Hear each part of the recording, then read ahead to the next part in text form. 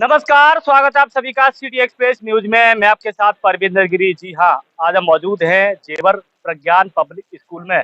जी हाँ, आज आपको बता दें 2003 में प्रज्ञान पब्लिक स्कूल की ओपनिंग हुई थी और आज 2023 चल रहा है। तो लगातार जो 20 साल है प्रज्ञान स्कूल के व्यतीत होने पर आज यहाँ एनुअल फंक्शन रखा गया है। और आपको बता दें जेवर क्षेत्र में सबसे अच्छे नंबर जो दिए जाते हैं वो प्रज्ञान पब्लिक स्कूल के डायरेक्टर हरीश कुमार जी हमारे साथ मौजूद हैं। सर, क्या कहना चाहोगे? 20 साल प्रज्ञान स्कूल को हो चुकी है, तमाम फंक्शन होते रहते हैं, आज कुछ खास स्पेशल फंक्शन है, इस फंक्शन के बारे में देखिए, जो बीज 20 साल पहले बोया था, आज वो बीज एक वट वृक्ष बन चुका है और जिसकी छाया के नीचे हमारे बच्चे पल्लवित और पुष्पित हो रहे हैं, अपने भविष्य को गढ़ रहे हैं और ऊंचाई पर जा रहे हैं। उन्हीं भविष्य की जो हमारे बच्चे हैं, उन्हीं की उपलब्धियों को सेलिब्रेट करने के लिए आज हमने ये फंक्शन ऑर्गेनाइज किया और यहाँ पर भविष्य के लिए नए संकल्प लिए कि प्रज्ञान को आगे किस ऊंचाई पर जाना है। और हमारे साथ प्रिंसिपल दीप्ति शर्मा जी में मौजूद है। सर, एक सुखद अनुभव है जब हम 20 साल के पुराने सफर को देखते हैं तो 70 बच्चों से शुरू हुआ प्रज्ञान 3000 बच्चों तक लगभग पहुंच चुका है और खाली एक प्रज्ञान ना होकर ये ग्रुप ऑफ प्रज्ञान स्कूल बन चुका है, क्योंकि जिसमें इसमें प्रज्ञान पब्लिक स्कूल जो सीबीएसई से एफिलेटेड है और प्रज्ञान इंटरनेशनल स्कूल जो कि अभी हमारे साथ में कक्षा 8 तक चल रहा है, जिसमें हम इंटरनेशनल भाषाओं पर भी जोर दे रहे हैं और फुल्ली टेक्नोलॉजी बेस्ड स्कूल है। तो अभी हम लोग न्यू एजुकेशन पॉलिसी को फोकस करते हुए बहुत सारे बदलाव स्कूल के अंदर ला रहे हैं। अगर आप स्कूल में जो बच्चों ने एग्जीबिशन लगाई है उसको भी देखेंगे तो वहाँ स्किल कोर्सेज की भी बात कही गई है। इस वर्ष में हमने बहुत सारे स्किल कोर्सेज को इनिशिएट किया, जिसमें से mass media, travel and tourism, handicraft, कुछ नाम है, डिजिटल थिंकिंग, डिजाइन थिंकिंग, इन सब चीजों पर बच्चे बड़े एक्सपर्ट होते जा रहे हैं और अपना मीडिया चैनल बना चुके हैं। तो हम लोग न्यू एजुकेशन पॉलिसी को फोकस करके बच्चों को बहुत आगे की ओर विजन बना रहे हैं और आगे बढ़ते जाएंगे। पेंटिंग डिपार्टमेंट तो हम चलेंगे कि किस तरीके से आप देख सकते हो, जो नक्शा आप देख रहे हो तस्वीरों में, ये जेवर प्रज्ञान पब्लिक स्कूल का यही वो नक्शा है जो आज इसी को लेके 20 ईयर ओल्ड का जो आज प्रोग्राम फंक्शन रखा गया है। तो आप देख सकते हो पेंटिंग को लेके बच्चों से बात करेंगे। बेटा, ये क्या बनाया आपने, किस तरीके से? बायोस्कोप जो पहले जमाने में यूज करे जाते थे सर, वो बहुत इनोवेटिव करके दिखाई जाते थे फिल्म में सर, जो 2-2 रुपए में दिखाई जाते थे। तो ये है no girl no mother means no ultimate life. तो इसमें हम सब ने मिलके पिक्चर बनाई है और सर इसमें आप अगर नीचे से देखोगे तो हमारी प्रज्ञान की पूरी स्टोरी दिखाई जाएगी इसमें से। तो सर आप इसमें देखिए, ऐसे घुमाना पड़ता है सर, तो सर इसमें पूरी थॉट लिखे हुए आते हैं सर, बहुत सारी इनोवेटिव तरीके से आते हैं। और सर आप अगर इसमें से देखोगे तो पूरी स्टोरी है प्रज्ञान की, तब देखिए एक बार। वाह, आप देख सकते हो किस तरीके से बच्चों ने अपनी कलाकारी से किस तरीके से बनाया हुआ है। क्या बोलते हैं बेटा इसे? सर बायोस्कोप, सर इंग्लिश में बायोस्कोप और हिंदी में धरोहर बोलते हैं सर। और सर ये हमारा सेव अर्थ मॉडल है सर, ये डिफॉरेस्टेशन, ये एफॉरेस्टेशन, मतलब अगर आप यहाँ पे ज्यादा प्रदूषण करते तो हमारी धरती ऐसे हो जाएगी। अगर हम अपनी धरती को पेड़ लगाते हैं या फिर पौधे लगाते हैं तो हमारी धरती बिल्कुल ऐसी रहेगी, नीट एंड क्लीन। और सर हम पानी में कूड़ा फेंकेंगे, हमारा जो वाटर है वो भी गंदा होगा। और हम यहाँ पे साफ सफाई रखेंगे तो हमारे पानी में जो कमल फूल खिलते हैं वो भी खिलेंगे और हमारी धरती पर अच्छी रहेगी। तो यहाँ पे हमारी धरती का बहुत छोटा सा प्यारा सा मॉडल है। तो इसमें हम लोगों ने काफी सारी आर्ट्स बनाई है। आप सभी जानते हैं कि इंडिया में काफी सारी आर्ट्स होती है, जैसे कि ये है हमारी Warli art, Madhubani art and Gonda art, folk art, ये हमारी वर्ली आर्ट है और ये मधुबनी है, साइड वाली भी मधुबनी है। हमारे इंडिया में काफी सारी कल्चरल आर्ट होती है। तो आप देख सकते हो यहाँ मीडिया का भी माइक भी रख रखे हैं। ये क्या आपका क्या दर्शा रहे हो आप? Namaskar. The social butterfly of communication, effortlessly whispering secrets to a crowd, faster than you can say a viral sensation. Cordially welcome, respected reporters. Dear Kaira from Mass Media Skill Education, with few glimpses of our work. Do you know about mass media? What is mass media? A means of communication that reaches a large number of people in a short span of time.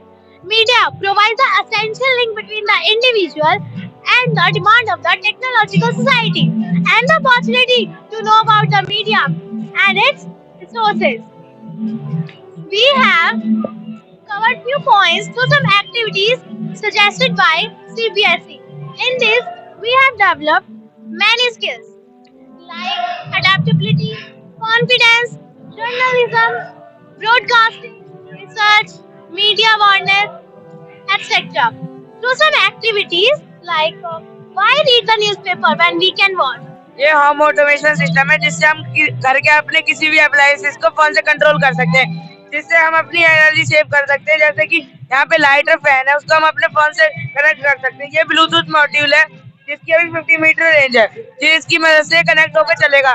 लेकिन इसकी जगह हम wifi use करें तो internet की मदद से हम बिना किसी रेंज के कहीं से भी चला सकते हैं, जिससे हमारे घर की सिक्योरिटी भी बढ़ सकती है और कोई बिल्कुल उससे कोई भी कनेक्शन हम एनर्जी सेव कर सकते हैं। जैसे हम घर से बाहर हैं और हमें पता नहीं है, उसके बाद हमने अपना फोन चेक करा तो उससे फैन या एलईडी कुछ खुली रह गई, जिससे हम उसको बंद कर सकते हैं। Sir, this is the model of verb. Here we have presented the topic verb in the pictorial form so that the students can easily learn the topic. So we are presenting transitive and intransitive verb. So transitive verb is a verb that requires an object to complete its sense. The example of transitive verb is the man loves his children. An intransitive verb is a verb that doesn't require an object to complete its sense. The example of intransitive verb is snow fell yesterday. So Anushka is going to play a game with transitive and intransitive verb. हमने ये article बनाया, हम इसके बारे में represent कर रहे हैं कि आर्टिकल के टाइप्स क्या होते हैं, इनको समझाने की कोशिश कर रहे हैं। Hello, we the friends of class 7th are going to tell you about active voice and passive voice through a conversational act and a rap song. Firstly, there is a girl named Savi who is very sad because she cannot understand what is active voice and passive voice in our book. Oh, I can't understand active and passive voice through the book. Don't worry, Savi. I will tell you. Me and my team will tell you in an interesting way. Come with me. Hello, I am Sahana. I am back with another episode of English Class 7. Get yourself ready for another fun and exciting lesson about our today's topic, active voice and passive voice. Firstly, most of you are confused whether to use active voice and passive voice while speaking or writing, and some of you are not familiar with it. Thankfully, there is a way to understand these two styles. Hello, I am Mr. Voice or the voice of the verb refers to how a subject, object and verb interact within a sentence. I am going to introduce to you my two children, namely active voice and passive voice. So, I am active voice and the writers who writes an active voice say the subject first to emphasize that the subject performs the action that is expressed by the verb. My structure is subject plus verb plus object, like I am watching anime. Hey, I am passive voice. My structure is object plus V3 plus Y plus subject. Here the example is television is being watched by me. The key to know the difference is identifying the parts of the sentence. Remember, a sentence follows a pattern. For example, Rita sings the song. In the sentence, the pattern is subject plus verb plus object. This sentence is used in active voice. तो finally math department में पहुंच चुके हैं। Math को लेके activity यहाँ देखी जा रही है बच्चों के अंदर, और इस तरीके वाटर पार्क भी बना रखा है बच्चों ने। तो इसके बारे में क्या समझाओगे? Good morning sir. सर, ये हमारा वाटर पार्क है जो कि एरिया और पैरीमीटर के ऊपर बेस्ड है, इसलिए हम एरिया और पैरीमीटर को एक इंटरेस्टिंग वे में समझ सकते हैं और समझने से हमारे फायदे भी कई सारे, जैसे कि हम कोई भी हाउस बना सकते हैं, कोई भी मॉन्यूमेंट बना सकते हैं। जैसे कि इस मॉडल में हमने कई सारे इसमें 3D मॉडल्स बना रखे, ticket booth, food court, washroom, changing room, और उसी के साथ साथ जो उसकी मेजरमेंट है वो भी लिख रखी है, उसका एरिया फाइंड कर रखा है, उसका पेरीमीटर फाइंड कर रखा है। बहुत बहुत धन्यवाद। हमने अपनी इस डायग्राम की मदद से हमने ये दर्शाने की शो किया है कि जब कंस्ट्रक्शन होता है तो उसमें लव एंगल का यूज कैसे कैसे होता है। जैसे कि इधर हम देखें तो ये जो ग्रीन लाइट है वो शो कर रही है कि जो एक्यूट वर्टिकल अपोजिट एंगल्स, और ये है अल्टरनेट इंटीरियर एंगल्स, और ये है अल्टरनेट एक्सटीरियर एंगल्स। और जब हमने देखा होगा तब ब्रिज बनता है तो एक स्लाइड रोप लगती है उसके नीचे, और जब वो इंटरसेक्ट करती है वो सभी एंगल्स की मदद से ही करती है। नमस्कार, मैं प्रिंस हूँ, कक्षा 8वीं से। हमने ये प्रोजेक्ट बनाया है इल्यूजन मेकिंग मशीन। ये 2D शेप की मदद से बनी हुई है जो इल्यूजन और 3D शेप जनरेट करती है। जैसा कि आप देख ही सकते हैं कि कैसी कैसी फिगर ये जनरेट कर रही है। ये इसकी एक्यूरेसी और जो स्पीड है वो इसे एक पावरफुल ड्राइंग डिवाइस बनाती है, जिसकी वजह से बहुत अच्छा इल्यूजन क्रिएट कर सकती है। बहुत बहुत धन्यवाद। क्या बनाया आपने? सर हम इस मॉडल के माध्यम से ये समझाना चाहते हैं जो हमारी मातृभाषा हिंदी है वो कहाँ से और कैसे उत्पन्न हुई। सबसे पहले जो संस्कृत भाषा चलन में आई थी, संस्कृत भाषा सभी भारतीय भाषाओं की जननी कहलाती है। संस्कृत भाषा में सनातन साहित्य लिखा गया, उसके अंदर वेद, उपनिषद और महाकाव्य की रचना की गई। जैसे जैसे समय बदला संस्कृत का परिवर्तन रूप पाली भाषा आया। पाली भाषा में बहुत साहित्य लिखा गया है, बहुत साहित्य त्रिपिटक, उसके अभिधम, विनय पिटक, अभिधम पिटक, सूत्र पिटक। उसके बाद अंत भाषा का विकास हुआ, जैसे प्राकृत भाषा चलन में, प्राकृत भाषा में जैन साहित्य लिखा गया। उसके अंत अपने भाषा चलन में अपने भाषा के अनेक भेद हुए हैं, जैसे अर्ध मागधी, प्राचीन सिंधी, मागधी, पैसाची। अभ्रंश के भेद से हिंदी भाषा का विकास हुआ है। हिंदी भाषा के अनेकों काल हुए हैं, जैसे वीरगाथा काल, भक्ति काल, द्वितीय काल, आधुनिक काल। ऐसे ऐसे धीरे धीरे करके हमारी हिंदी भाषा आगे प्रस्तरों की ओर बढ़ती जा रही है। तो एसएसटी डिपार्टमेंट में आप देख सकते हो पहुंच चुके हैं यहाँ, और ये भी जो प्रोजेक्ट है बनाए गए हैं, और आप देख सकते हो वोटिंग मशीन ईवीएम, हाँ यही आप देख सकते हो इलेक्ट्रॉनिक वही वोटिंग मशीन है जो अक्सर कर बोलते हैं कि मोदी जी अक्सर कर इसी ईवीएम से जीतते हैं। तो ये वही, तो ये स्कूल की तरफ से आपने बनाई है? Yes sir. क्या महत्व होता है इसका? सर हम इजीली वोट डाल सकते हैं, क्योंकि पहले क्या है कि हम पेपर पे वोट डालते हैं तो सबसे पहले तो इतने सारे पेपर वेस्ट होते हैं और इन्वायरमेंट को भी नुकसान होता है। ये एक मतलब सिंपलीफाइड प्रोसेस है कि जिससे हम वोट को काउंट कर सकते हैं और इतनी कॉस्ट भी नहीं लगती और चीटिंग भी नहीं हो सकती। इंटीग्रेटेड फार्मिंग, इसका ये है कि जो फार्मर होते हैं वो अपने छोटे से खेत में भी ज्यादा प्रोडक्शन कर सकते हैं। This is an electronic piano made by us using software scratch.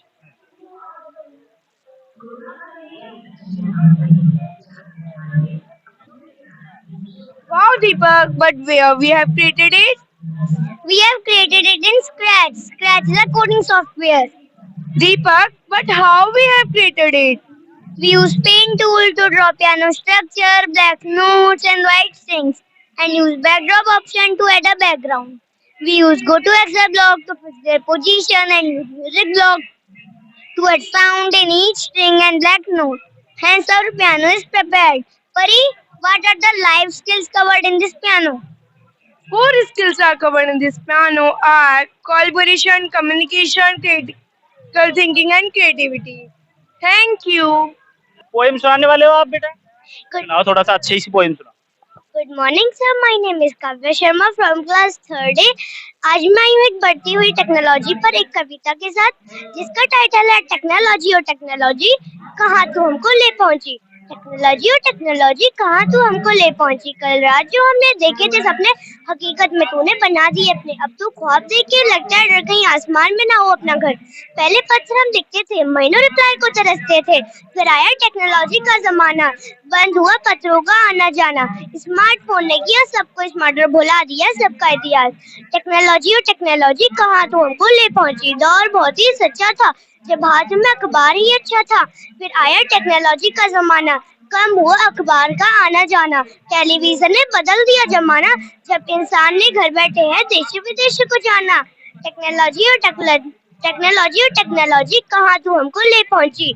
Technology को दुरुपयोग से बचाना है, उसका सदुपयोग करके अपने जीवन का वरदान बनाना है, और विज्ञान के माध्यम से इसे मानवता के लिए एक सुंदर उपहार बनाना है, और टेक्नोलॉजी की दुनिया में भारत देश का सम्मान बढ़ाना है। टेक्नोलॉजी और टेक्नोलॉजी कहाँ तू हमको ले पहुँची। धन्यवाद। Network topology is the arrangement of elements like cable, hub, etc. For communication in a network. Star topology is the servers in which each node connected to the individually. It is most familiar for the connection in information and voice network. Digital India. 9 pillars of Digital India. Welcome all respected dignitaries. We the student of class 6 have prepared this model on topic Digital India. What are the learning outcome of this project? We have prepared this model to show where our subject play a role to achieve our SDG goals and spread knowledge and awareness about the digital improved society. Yes, which SDG goal are there in our project? First, good health and well-being. Second, quality education. Third, decent work and economic growth. Fourth, industry, innovation and infrastructure.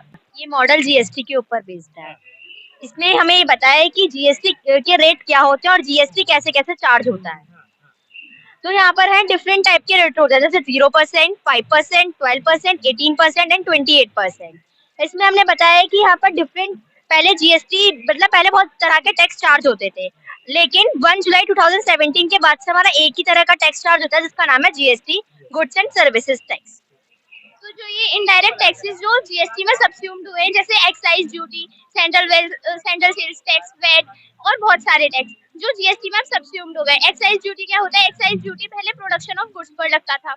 Entertainment tax, जैसे हम movie देखने जा रहे हैं तो movie में जो ticket होता है उस पे हमारा एंटरटेनमेंट टैक्स हम पे करते थे। अब हम देखेंगे कि जीएसटी मल्टी स्टेजेस से कैसे चार्ज होता है।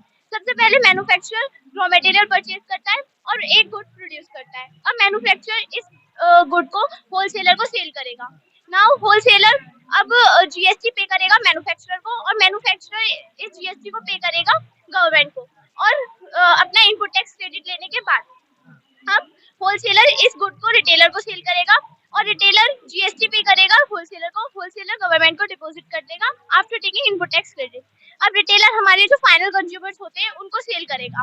अब फाइनल कंज्यूमर इसे जीएसटी पे करेंगे, ये सेम वे में गवर्नमेंट को डिपॉजिट कर देगा, और अपना इनपुट टैक्स क्रेडिट लेने के बाद अब फाइनल कंज्यूमर पे हमारा पूरा जीएसटी का बर्डन जाता है, क्योंकि जो इनकी जीएसटी है वो रिफंड हो जाती है, बट कंज्यूमर को कोई भी रिफंड करने वाला नहीं होता है। इसलिए जो फाइनल बर्डन होता है जीएसटी पे करने का वो फाइनल कंज्यूमर पे जाता है। Central bank of India which give money on lands to the और अदर कमर्शियल बैंक। ये मतलब ये और इसके और सारे फंक्शंस भी होते हैं, जैसे इन्फ्लेशन कंट्रोल करना और इकोनॉमिक इंस्टेबिलिटीज को कंट्रोल करना, और ये इंस्ट्रूमेंट्स है जो आरबीआई यूज करता है मतलब इन्फ्लेशन कंट्रोल करने के लिए, जैसे सीआरआर, एसएलआर और ये सारे चीजें। जैसे सीआरआर है करंट कैश रिजर्व रेशो, ये कुछ अमाउंट ऑफ मनी होता है जो कमर्शियल बैंक्स को स्टोर करना पड़ता है, मतलब आरबीआई को देना पड़ता है। तो ये जो हमारा प्रोजेक्ट है वो यूनियन बजट के ऊपर है। तो बजट का मतलब क्या होता है? बेसिकली ये एक फाइनेंशियल स्टेटमेंट होता है जिसके अंदर में गवर्नमेंट अपने जितने भी आगे फिस्कल ईयर में खर्चे होने वाले हैं, उनकी जहाँ जहाँ से इनकम होने वाली है, वो सारी चीजें पब्लिश करते हैं विद द बजट। तो यहाँ पर जो गवर्नमेंट है इसने अभी नया कंसेप्ट स्टार्ट किया 2023 में, दैट इज कॉल्ड सप्तऋषि। और सप्तऋषि के अंदर में गवर्नमेंट की 7 प्रायोरिटीज आती हैं, जिसके अंदर में गवर्नमेंट ने अपनी स्कीम्स डिवाइड की हुई है। तो first priority deals with the inclusive development, which means equitable development, मतलब हर सेक्टर में इक्वल लेवल पर डेवलपमेंट हो रही है। और जो सेकंड प्रायोरिटी है यहाँ पर वो है अनलीशिंग द पोटेंशियल। आपने सुना होगा अभी जो डिजी लॉकर सिस्टम आया है वो इसी के अंडर में आया है कि जो आपकी जितने भी बिजनेस पर्पसेस के लिए आपके जितने भी डॉक्यूमेंट्स वो सारी आप एक जगह गैदर करके रख सकते हो, और जब भी टाइम मिले आप उसको मतलब जहाँ पर दिखाना है वहाँ पर आप शो कर सकते हो। ये बैलेंस शीट है जिसका कॉन्सेप्ट ये होता है कि जो असेट्स होते हैं किसी भी कंपनी के वो उसकी लायबिलिटीज के इक्वल होते हैं। Now I would like to request my partner to explain assets and liabilities.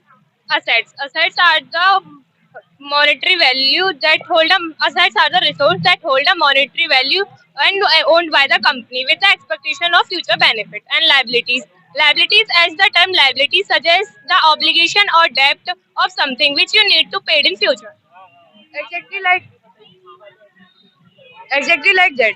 Assets हमारी वो चीज होती हैं जो जिन पर हमारा अधिकार होता है और हमें वो फ्यूचर रिकवरी देंगे कि उससे हमें कोई बेनिफिट होने वाला है। चंद्रयान लॉन्च इसलिए किया गया है क्योंकि वहाँ पे साइंटिस्ट ये देखना चाहते हैं कि वहाँ पे फ्यूचर में हमारी जो लाइफ है वो एग्जिस्ट करेगी कि नहीं करेगी। तो चंद्रयान 2 जो कि प्रॉपर्ली मतलब लैंड तो हो गया था, पर वो थोड़ी देर बाद उसने सिग्नल खो दिए थे, तो उसने थोड़ी इन्फॉर्मेशन दे दी कि वहाँ पे पानी है। तो पानी का फॉर्मूला होता है H2O, मतलब वहाँ पे कुछ ना कुछ ऑक्सीजन की प्रेजेंस भी है। इस वजह से साइंटिस्ट ने चंद्रयान 3 को लॉन्च किया कि वहाँ पे हम ये देख सके कि लाइफ वहाँ पे इन फ्यूचर एग्जिस्ट करेगी कि नहीं करेगी। नमस्कार, ये हीमोडायलिसिस का मॉडल है। So this is our haemodialysis model. So let's we talk about our model. Why do we need? Basically ही मींस होता है हमारा blood and dialysis means special filters, artificial kidneys to clean our blood. So if we talk about our model, so why do we need? We need when our both kidney are failed and did not work properly. So we need to remove urea as nitrogenous waste from it. If we did not remove this urea as nitrogenous waste from it, it causes toxicity, and this toxicity will harm or affect our metabolism activity. Steering mechanism, अगर ये हमारा work कैसे करता है, हमारे पास 2 purposes को select करने के लिए हमारा वेरी फर्स्ट है जो ऑल ऑटोमोबाइल इंडस्ट्रीज पर डिपेंड करती है, और सेकंड हमारा जो प्रोजेक्ट है इसलिए क्योंकि हमको सबको इसके बारे में नॉलेज है, पर इसके मैकेनिज्म के बारे में हमको नहीं पता ये वर्क कैसे करता है। अब हमारे करंट मार्केट में 3 व्हील स्टीयरिंग सिस्टम है, एक front wheel steering system, second rear wheel steering system and third 4 wheel steering. It is a model of front wheel steering system. If we move our vehicles in right direction and inner side of wheels has more angle with low speed and outer wheels has high speed with low angle because it is easily moved to stabilities person. Working करके अगर हम थोड़ा अगर हमने इसको left side में मोड़ना, हम लेफ्ट डायरेक्शन में मोड़ना चाहते हैं तो इसी तरह से जो हमारा ये वाला जो व्हील होगा इसका तो जो हमारा एंगल होगा वो कम होगा विद लो स्पीड, और जो ये हमारा होगा इसका एंगल कम होगा विद हाई स्पीड। आप डिपार्टमेंट में गए और उनसे जाना, बच्चों से जाना कि इसका महत्व क्या होता है, इससे क्या होता है और क्या किस काम आता है ये प्रोजेक्ट, तो तमाम बातें की। समीर खान के साथ परविंदर गिरी, जेवर, गौतम बुद्ध नगर।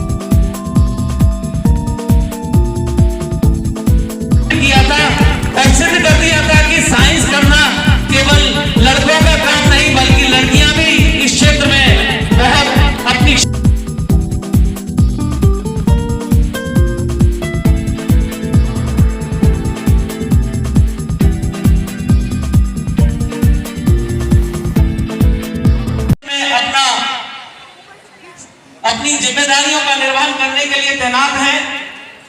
पूरा भारत उनकी प्रतिभा की बहुत से नाम, विराट तालान हमारे कनाडा यूनिवर्सिटी में पढ़ने के लिए यहाँ एडमिशन ले चुके हैं। गौरव जिनको इंस्टीट्यूट में जिनको कि यहाँ आना था, किसी कारणवश वो यहाँ उपस्थित नहीं हो पाई हैं। MBBS अलीगढ़ मुस्लिम यूनिवर्सिटी से इसके एक ऐसी लिस्ट और फहरिस्त है जो कि अपने आप है, तो हम मिली है कि हीरा राशिद यहाँ प्रांगण में उपस्थित है। बेटा आपका हार्दिक स्वागत है। एक स्वाभिमान भरी यात्रा, सफलता भरी यात्रा, संघर्ष की यात्रा और एक ऐसी यात्रा का आनंद लेने वाले हैं जिसको कि देखते समय निश्चित रूप से हमें अनुभव होगा कि हम केवल यहाँ दर्शक या श्रोता नहीं हैं, बल्कि हम उस यात्रा के एक बहुत ही सकारात्मक, एक बहुत ही योग्य हमारे यात्री हैं। तो इसी अनुभव को कराने के लिए